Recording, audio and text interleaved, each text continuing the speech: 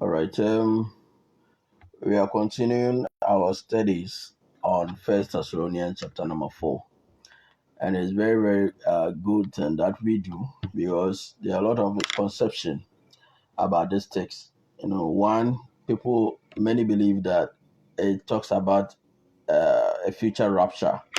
Others also believe that it is something that is going to happen beyond the first century.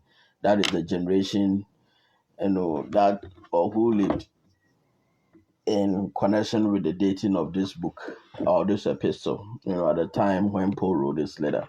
Many believe that the fulfillment of First Thessalonians chapter number 4 goes beyond that. Now, and so I believe this is the third video in a series, and let's get on our way. Let's get on our way. In the previous video, we said that Old New Testament or eschatology in general eschatology in the Bible is temple focus. It focuses on temple, and so whenever you are looking at or whether you are looking in the old or the New Testament, it is temple focused. You won't understand until you yourself become a temple focused. And that is one thing, people just don't get it when they appeal to First Thessalonians chapter number 4. It's about a gathering, a meeting with the Lord in the tabernacle. It's a tabernacle meeting. See, that is why you have the trumpet sound involved in this coming. The sounding of the trumpet is always, calling of the saint to the tabernacle of meeting. The type is in Numbers chapter number 10, I believe, verse 1 to 4. And so the sounding of the trumpet in First Thessalonians chapter number 4, verse 16 is the calling of the Lord's people to meet with their Lord in the tabernacle. So it is temple or focused. And so we justify, those of you who are well acquainted with the temple typology and events that are related to the temple, you realize that the coming of the Lord in a cloud with his angel, with the trumpet sound, it's always temple focused. It's the Lord, descending in his temple to dwell with his people. So this point must not be missed. And because of the misunderstanding, because of the things we are misunderstanding, because we lack, or the lack of understanding of the emphasis and importance of temple typology, we tend to impose a lot of meaning onto the text. Some believe that it talks about rapture, but when you look at Psalm 14, Psalm 11 verse 4 and Psalm 15 verse 1, you realize that it talks about the Lord in his tabernacle. Okay, it talks about the Lord in his tabernacle and also on his throne. I just don't have the time to read it, but okay, let me read one so that you can read the rest. In first, excuse me, in Psalm 11 verse 4. When you consider Psalm 11 verse 4, Psalm 11 verse 4, it says that the Lord is in his holy temple. So the presence of the Lord is always in the temple, a component called the most holy place. That is where the divine throne was. When you talk about the temple that existed in the days of the apostles, that tabernacle made with hands, the Jerusalem temple, you realize that the presence of the Lord is always in the most holy place. So it says that the Lord is in his holy temple. The Lord's throne is in heaven. So you see the correlation between the throne of God in heaven and the temple of God. See, this explains why Paul said that the Ephesians who were here on earth have been raised to sit with the Lord in heaven. It was through the temple, spiritually speaking, they have been raised through baptism. They have died you know, they have been died and resurrected with Christ in that fashion. And so therefore they were sitting with the Lord in heaven. Where the Lord was sitting there, they also, sat. So we see the correlation, between the two. So uh if you understand the different components of the temple, as I just explained, we have the outer court, also we have uh the holy place as well as the most holy place. So there were three divisions, and the outer court was called the sea, and the holy place was called earth, and the most holy place was called heaven. So together, the temple was the microcosm of their world, eternity, and time. And so in the Jews or Hebraic literature, when they talk about heaven and earth, that is reference to their temple. So when the Lord said that heaven and earth will pass away, he was, making reference to the Jerusalem temple, because that was the heaven and the earth as far as, Hebrew designation or Jewish designation is concerned. To them, it was the Jerusalem temple. And again, so that is that.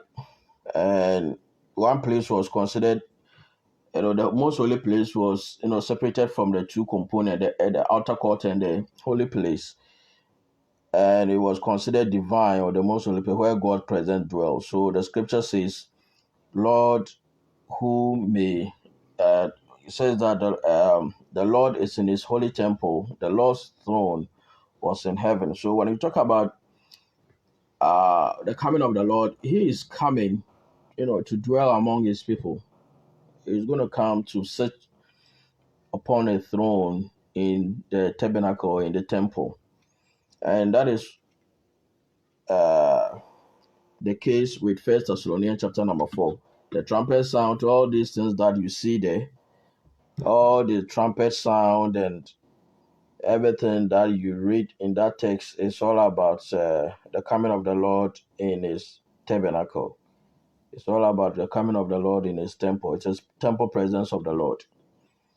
All right. So that is that. Now this is what I want to suggest to you, that First Thessalonians chapter number 4 have to do with God's presence in the tabernacle and his descent from the throne in the tabernacle. Now you may say that this is far fetched. How can I can't see how this can be part in First Thessalonians chapter number 4. Well, that is why people don't understand. That is why people will make it a rapture text where people will leave this earth and go somewhere, leaving people behind. You see people driving and they'll be raptured away, and the bus will have to go and crash, go and crash, perhaps in the process, crashing people to death and so on and so forth. And all this is because we don't understand the implication of the force of the prophetic language, behind that statement, the descent of the Lord with his angels. Paul says that his epistle are of prophetic writings, and that he did not say anything with the exception of those things which the prophet and Moses said were about to come. In Acts chapter number 26, verse 20-22, and Romans chapter number 16, verse 25 and verse 26. All right, so it means that whenever you are studying Pauline's epistle, bear in mind to uh, look for the source text. Try to understand the language of the prophet, and that will help you to understand, Pauline's epistle. But because many of us are New Testament oriented, all our understanding, the meaning, and everything is oriented towards the New Testament. We don't bother to go to the Old Testament to understand this. And so whenever we say anything, they say that no, this is far fetched, this is unrelated to the text that we just read. But ladies and gentlemen, stay with the language of the Old Testament, and let's see, what the Bible says and what it means about the Lord descent. The Lord is descending. What does that mean? Is that the first time the Bible using this? Now, you recall that In Genesis chapter number 11, when the people were one with one language and they attempted to, reach the Lord in heaven by building a tower, the Lord said something in Genesis chapter number 11. And let's look at verse 5. Genesis chapter number 11, let's look at verse 5, what the Lord said would do. So in verse 5, Genesis chapter number 11, verse 5, it says that, but the Lord came down to see the city and the tower which the sons of men had built. You understand? So they came down, they descended. In First Thessalonians chapter number 4, it said that the Lord will descend. So here it says that they came down. And I believe that is the first time, the Bible says the Lord came down. So it says that, but the Lord came down to see what the tower, and the tower which the sons of men have built. Okay. So how many of you believe that the Lord visibly came down on a day? How many of us believe that? But it says that the Lord came down, the Lord descended. I have not seen anyone making this argument that the Lord visibly, physically descended on the day to see the tower the sons of men were building or have built. Okay, but it says that the Lord came down. Okay, so sometimes when you talk about the descending of the Lord descent. Okay, sometimes do not be so physical. Do not be so visible. Okay, think about it in a spiritual dimension as well, because the Lord is spirit, and so His coming is always associated with a sign. It is the sign that points to His presence. Even in the coming of the Lord, in Matthew chapter number 24, it says that give us the sign of your coming. So it was through the sign of His coming that the apostles knew that the Lord had come. You understand? Because he's not going to come as flesh and blood, 5.5 high, 5 feet tall Jewish man. No, he's now going to come as God in the spirit. Okay, there was a purpose for which He came in the flesh. That purpose has been completed. He died, presented His blood, to the Father in the most holy place to atone for the sins of the world. Then after He has done that, He came for a second time, this time around, to invite those who are standing outside, to invite those who wait for His coming, apart from sin, for salvation. So He came to invite them into the most holy place where He has a throne, so that man will now dwell in His presence. See, that has been the goal of man, to enter into the presence behind the veil in Hebrews chapter number 6, verse 19 to 20. But because no amount of animal blood could do that, it was necessary for Christ to come with His precious blood, sacrifice it for us, in order that we may enter into the Lord's presence again, as it was in the Garden of Eden, prior to the fall of man.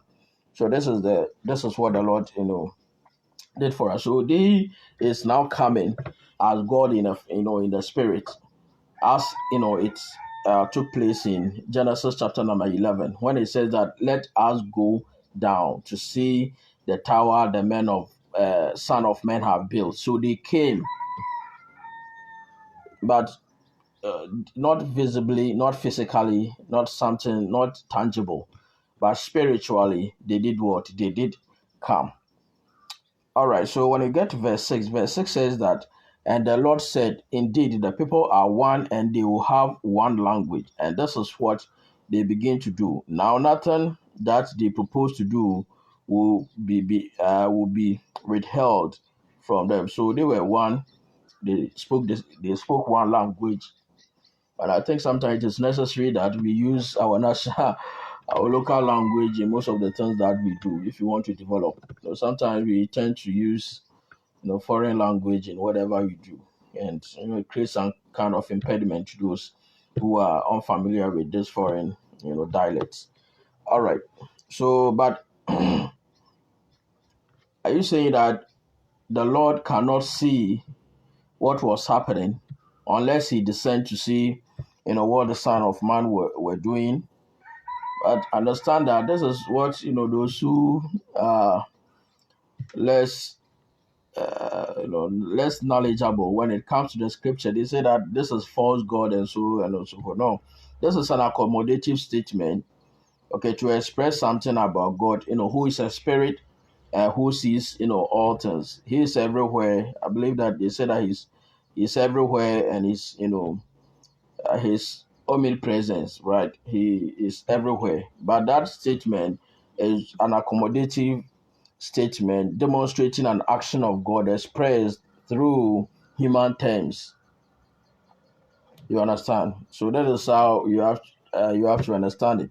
So verse 7 it says that come, let us go down, let us descend, the descent of the Lord. So this is not the First Thessalonians chapter number 4 is not the first time the Lord has descended. He descended in the old, but he descended spiritually. And in John chapter number 5, verse 19 following, Christ was going to act in like manner as he has seen the Father descend, because he was part of the Godhead.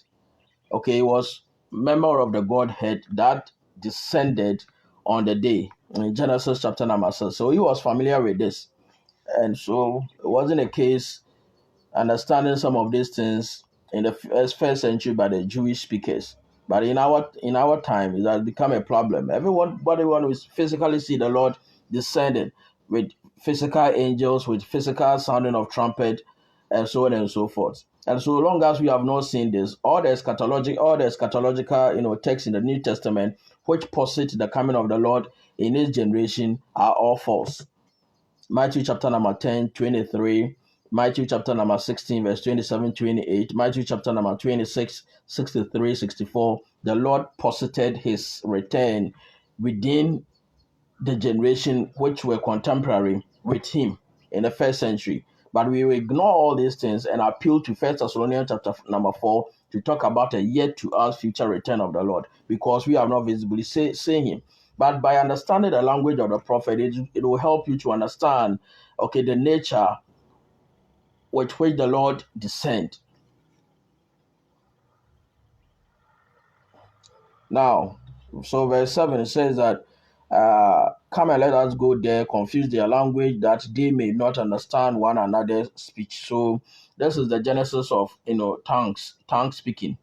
And if you think that speaking of tongue speaking many language or tongues, as some congregation or churches today do, whenever they come together, they say that we are going to pray in tongues, and you see, people jumping on from one pew to another, others rolling on the floor, and so on and so forth. Tongue speaking, biblically speaking, occurred in judgment. The Lord came to judge them. The Lord came. Yes. Okay. So the Lord came to judge them, on the day. And this is how you have to see it. It's not something that you should yearn for, because it occurred in judgment. So the Lord went down, but he didn't go visibly or physically. They didn't see his image. So we have to understand the Old Testament, but we just dived into the New Testament with all the traditional garbage and opinion that cannot be backed with scriptures, or it's going to come physically come. So whenever you try to tell people that, look, see, this is not the case, this is that, no, you are false. This is not the teaching of the church. Meanwhile, you don't have church. All right. So that is one example, but this is also the time of judgment, because it was a time of judgment on the people. The Lord came to judge them by confusing their language. And so when Bible talks about the tongue speaking, as we witnessed on the day of Pentecost, it was one thing that came in judgment. And maybe in future we shall look at that, the work of the Holy Spirit, and so on and so forth. Now, in Exodus chapter number 19, here we are going to look at something that takes place where God comes down to meet, the people, and in this particular setting, those of you who have studied temple typology, you understand that God's presence was on Mount Sinai on the day. Okay, it was a temple meeting with his people.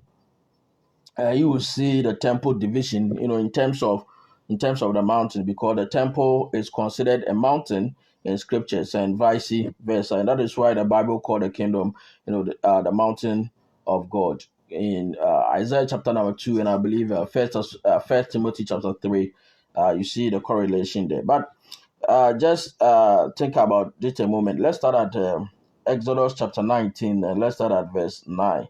So let's see if you see some constituent element in First Thessalonians chapter number 4 that is stated, or that appears in Exodus chapter number 19. So in Exodus chapter number 19, this is what we have here. Now it says that verse 19. Let's start at verse 9. So it says that, and the Lord said to Moses, behold, I will come to you in the thick cloud. So the Lord is going to come to the people in thick cloud, and that the people may hear when I speak with you and believe you forever. So Moses told the words of the words told the words of the people to the Lord. So they were complaining because they also wanted to hear the voice of the Lord. Anytime Moses returned from Sinai, you come and tell, this is the Lord, this is what the Lord says, and so it became some sort of there was some level of misgiving from the people. So it says that the people want to hear your voice, and the Lord said, okay, no problem, I will come to you in the thick clouds. Now, think about it a moment. The Lord in First Thessalonians chapter number 4, it talks about the Lord. Was it the Lord who would descend? Yes, he is. Does he come to the people? Yes. Paul said that we who are alive and remain. That is exclusively to the people who were alive at the time, not people in 2024. It was the Paul and the Thessalonians, okay, because the letter was addressed to the church of God in Thessalonica, in First Thessalonians chapter 1 verse 1 and Second Thessalonians chapter 1 verse 1. Okay, it was from Paul, Silvanus, and Timothy. They wrote that letter to the church in Thessalonica. So when Paul said that we who are alive and remain, that pronoun there is specifically to the audience in the first century, and not to you in 2024. Where were you when Paul wrote this letter almost 2,000 years ago, when Claudius Caesar was the emperor in AD 50, AD 51? So you were just not there, so you have no obligation to put yourself, you have no right to put yourself there to replace the we with you, with yourself in 2024. But specifically, it was people who existed at the time. Okay, so they were the people. So the Lord was descending, to meet with them in the tabernacle, in the temple. Yes, that does he come in the clouds? Also, it is there. He comes in a cloud. He does. So at least we have some of the elements that are found in First Thessalonians chapter number 4, right here in Exodus. But there's more to it, and so let's read on. So you realize that we have seen where the Lord said, "I am coming down, to you. So prepare the people." Let's get to verse 12 and see what we have there. And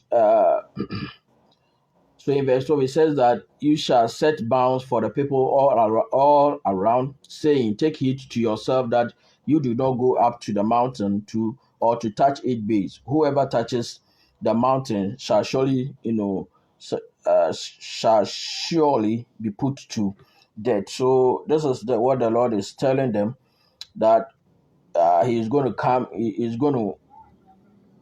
It says that I am coming down to you, so prepare. Okay, so they have to be ready. They have to prepare to go and consecrate themselves in verse 8, in verse 9, 10 and 11.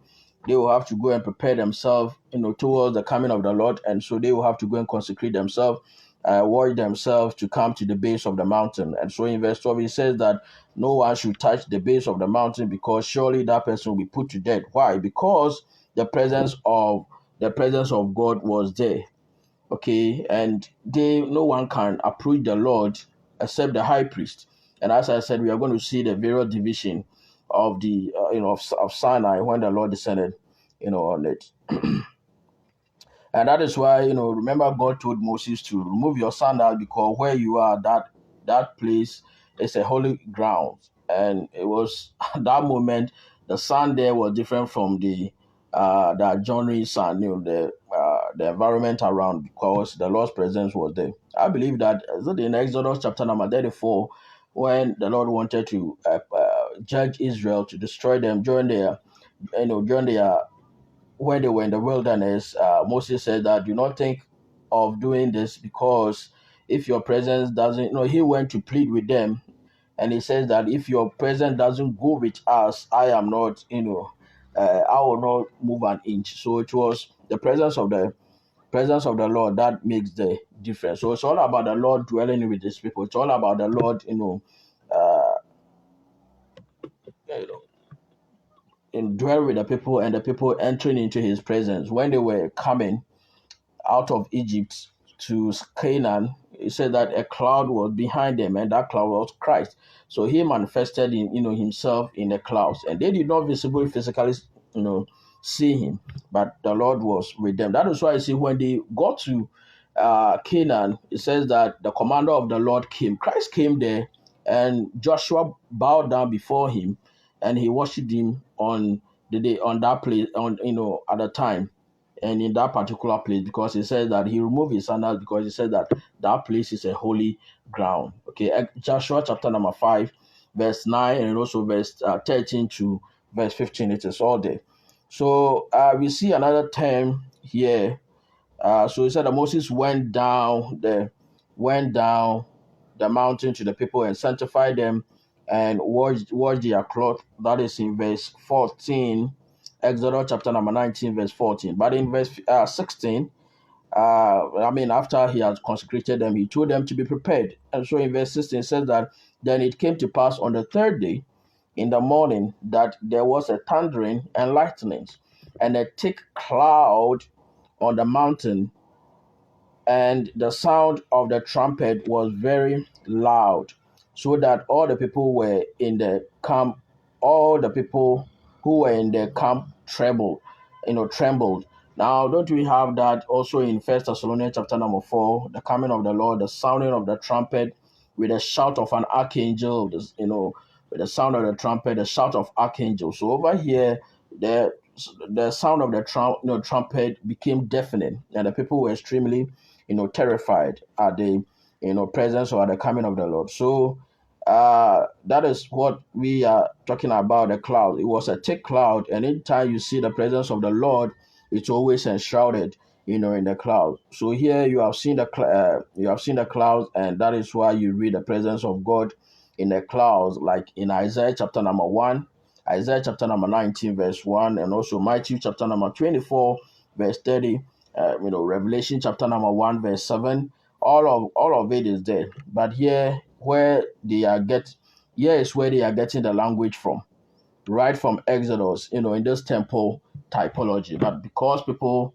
don't understand some of this language, they're always looking for visible literal clouds with literal man riding on this literal clouds, and I don't know what he's going to do. Meanwhile, the Lord came riding on the clouds to Egypt in Isaiah chapter number 19, verse 1. But he did not visibly, physically come. His presence is always enshrouded in the clouds. Even when the high priest enters into the most holy place, he will be burning the incense, and the whole place becomes cloudy, and you see the Lord sitting on the mercy seat on that cherubim upon the Ark of Covenant, and he will commune with him, take instruction, and do what the high priest atone for the sins of the nation, and so on and so forth. So he's always enshrouded in a cloud. So when you hear the Lord coming in a cloud, he is not visibly, physically coming, but rather his presence. In Acts chapter number 1, it says that this God, Christ, who was taken up from you, will come in like manner. But remember, when they saw him go, but immediately he entered into the clouds, he was out of their sight. They did not see him again. So if the Lord is going to come in the clouds, how are they going to see him? He will come out of their sight and not in their sight. So it describes the manner in which the Lord will return. In the clouds, out of their sight. But people think that because aeroplane, once it once it gets into the clouds, it's invisible to the eye, but he will come again, as it is. But remember, the Lord is not a physical being. He is not physical man. He is spirit. Aeroplane is solid material, so he will come enter there and return in that solid state. But Christ is not a solid man. He's not a physical man. He is God in the spirit. John chapter number 14. John chapter number 4. For God is spirit. So he is spirit, and spirit usually come. Their presence is always announced through a sign. They announce their presence through a sign. That is why I said, give us a sign of your coming. So they will come and shout it in the clouds, not out of their sight. It describes the manner. And they are getting all the language from Exodus. And this is, a temple typology. So the Lord is going to come in his temple. Is that not the case? When the Lord returns a second time, when he returns a second time, he will come in his kingdom. So it's temple typology. Matthew chapter number 16, verse 27-28. There are some standing here who shall not taste death till they see the Lord coming in his cloud. But this cloud coming will be attended by angels and the trumpet and judgment. But in verse 27 of Matthew 16, but the Lord said that those in the first century will all not die till they see him coming in his kingdom. How is this coming different from 1 Thessalonians chapter number 4?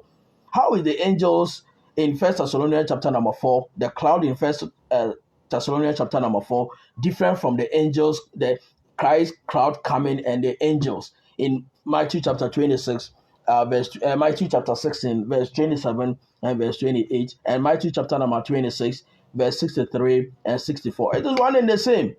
The same apostle, the same Christ, the same audience in the first century. But today you will ignore all these things and quickly appeal to my 1 Thessalonians chapter number 4. It says that we who are alive, then they will even forget about the Thessalonians and Paul. And they will quickly put themselves there. And so that the thing becomes a future thing. No, it was the Thessalonians and the Paul, Silvanus and Timothy. Some of them will be alive until the Lord returns. So that is that. But it says that a thick cloud on Mount Sinai, and the sound of the trumpet was very loud, so that all the people in the camp, they were trembling. Well, this was the presence of God, and all those who want to see, those who wish to see God today, there are some misguided people who think that they can hear the Lord speak. They said that the Lord came to me and the Lord has said that all this thing. No, you cannot stand at the sight of the Lord at all, not even 1 inch. Anyway, so when you get to verse 17, Exodus chapter number 19, verse 17, it says that, and Moses brought the people out of the camp to meet with the Lord. So that is the word to meet. That is the word to meet with the Lord, and they stood at the foot of the mountain. So you see, they met the Lord while their foot were flatly here on earth. You understand? So there's this thing that we have to talk about. It's very, very, it's interesting that we see the correlation between 1 Thessalonians chapter number 4 in terms of the language that is being used, with that of Exodus chapter number 19. So God's presence was in a mountain, and that made it holy, and so that the people could not touch it. But notice that their feet was flat on ground, their feet were on the earth, yet they said that they met the Lord. Are you going to say that we cannot meet the Lord with your feet on earth, on the ground? That is what that was God's presence that came down and told that came down, and he told all the people to remain there. So they met the Lord while their feet were flat on earth. People think that we can only meet the Lord when we fly and dangle in the air to meet him. But we shall even talk about that meeting. So here he said that to meet them. Don't we have that to cut up and to meet him in 1 Thessalonians chapter number 4, I believe verse 16? Don't we have this language employed there? I mean, it is all there, and it is one thing that we have to take note of. So in verse 18, it said that in verse 18, it says that I'll talk about the meaning of to meet upon thesis in a moment. But let's boss on. It says that now Mount Sinai was completely in smoke because the Lord descended upon it in fire. The Lord descended of the Lord. They did not physically see him. Neither did they fly, or neither did they fly to meet him. Their foot were here on flat on earth, yet they met the Lord. You see, this is purely Jewish setting, and we have to understand how they understood this. how they are employed, how they apply this before we can, understand all these things. People think that, oh, caught up, then rapture. No, you don't even understand what you are talking about. But at least I have to explain, talk about the pontificates a little, so that it may uh, unravel some of these misunderstanding people have, when they talk about to meet the Lord.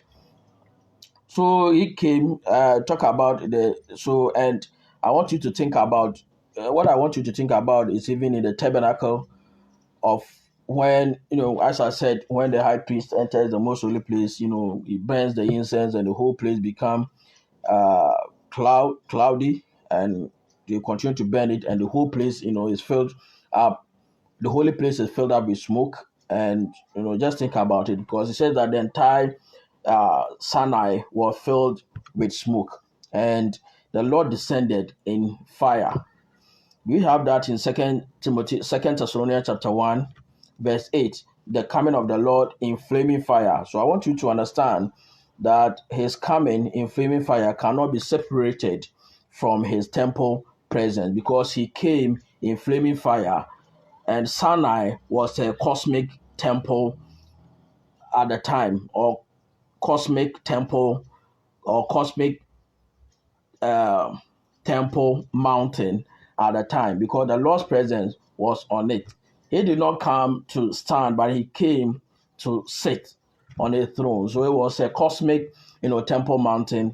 Then the Lord's presence was there. And so the coming of the Lord in First Thessalonians chapter number 4 is when he comes in his kingdom to sit upon a throne to judge. And that is also Matthew chapter number 25, verse 31 following. When he comes in a throne to judge, he will sit upon a throne to judge. It's one and the same. Because in the coming of the Lord in flaming fire is, is time of vengeance against those who troubled the church at Thessalonica. When we read Second Thessalonians chapter 1, verse 6, that it is righteous thing for God to repay with tribulation those who persecuted you, the Thessalonians. And in Acts chapter number 17, we saw the unbelieving Jews. They mobbed some, uncultured people at the marketplace, entered into the house of Jason, dragged them before the authorities to, accuse them of insurrection and so on and so forth. So those who persecuted the church at Thessalonica, would the Lord come as a flaming fire against them. And it was unbelieving Jews. So you cannot separate the judgment of Matthew chapter 24 from First Thessalonians chapter number 4 and Second Thessalonians chapter number 1 and verse 8. It is one and the same that occurred in 70 AD. All right, so now let's boss on. So this is what I want you to understand, in terms of the coming of the Lord. Now in verse 19, it says that and when the blast of the trumpet sounded long and became louder and louder, Moses spoke and God answered him by voice. I think we also have that in First Thessalonians chapter number 4, with the voice of an archangel, a voice. There was a voice, and also descend from heaven with a shout and a voice of an archangel. I mean, that is some of the elements that are found in First Thessalonians chapter number 4, verse 16.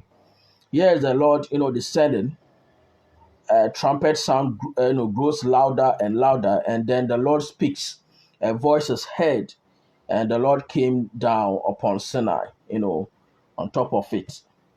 So just get a visual picture of Mount Sinai at the time. The people are standing at the foot of the mountain, and God comes on top of the mountain, and the temple and the mountain was in sections. Quickly, let's. I don't know if this is even too much, but anyway, I will have to end here. Let me check my time. Let's say 3:10, 20, 30. I will have to end here. Probably come your way some other time, God willing, maybe tomorrow. We will talk about we will look at Exodus chapter number. Okay, we are done with verse 20, verse 19. So maybe we may look at verse Exodus chapter 24. I believe that may help us a little. And so now quickly, let me talk about the apontesis. Now, you know, the temple has three divisions. Okay, we have the outer court, we have the holy place, and the most holy place. And these three components, it's a picture of a tabernacle. That is where God meets with his people. And that is where his throne was, in the most holy place, in the holies. They call it heaven. And that make it a holy mountain.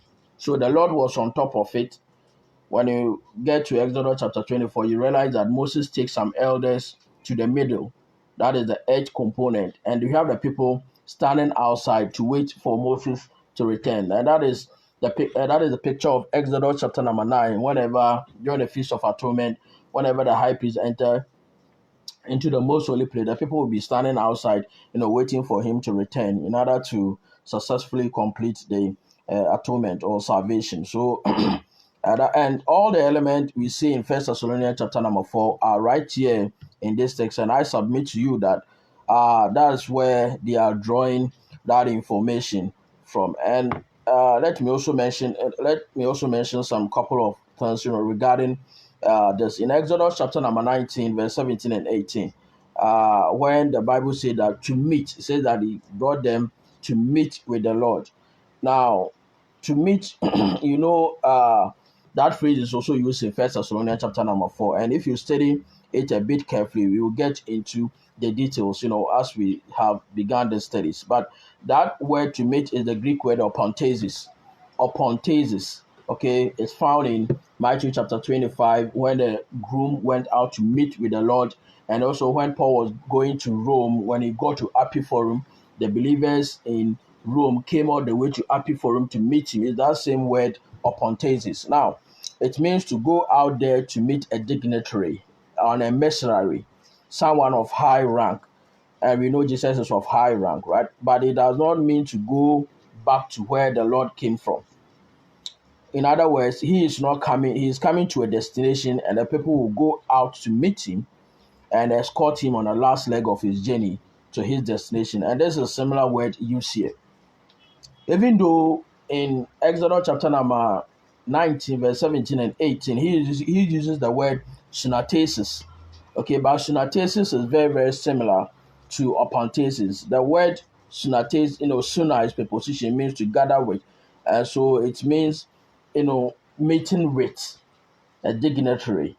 And it comes from the word, meaning an encountering. That's synathesis, encountering, or an accidental, or friendly, or hostile. So in other words, it means that to meet a person, and that meeting can be friendly, it can be hostile, and it can be accidental. And when you look at Matthew chapter number 25, verse 31 following, it means that when you look at it, the fact that God came to judge, to separate the righteous from the wicked. His judgment was friendly to the righteous and hostile to the wicked, with wrath and fury upon the wicked. So this is how we have to understand the word apontesis, or to meet. It's not that we are meeting the Lord and return to where he's coming from, but we are rather meeting him and escorting on his last leg of his journey into the kingdom, because the kingdom is his final destination. So people think that he will come and rapture us. Understand the language to meet. It's apontesis, and it means to meet and to return, not to meet and to go with the person. No. But we shall look at that, in a moment. We will have a time to discuss the apontesis, and I believe that you are going to understand it. Now, I will have to end here. Come your way some other than God willing tomorrow. I am Solomon, and I believe that you are going to join me in the subsequent recording. So we meet again. We say bye.